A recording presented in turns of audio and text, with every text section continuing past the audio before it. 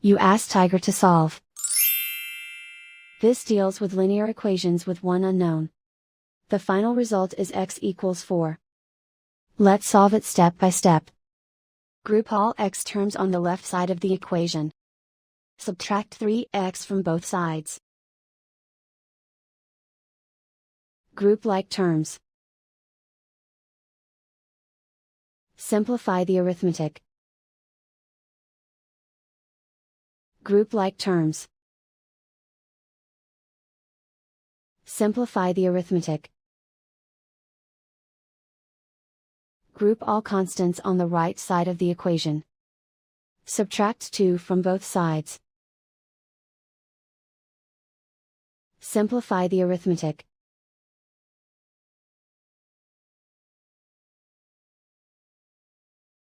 Isolate the x. Divide both sides by 2. Simplify the fraction. Find the greatest common factor of the numerator and denominator. Factor out and cancel the greatest common factor. And so the final result is x equals 4.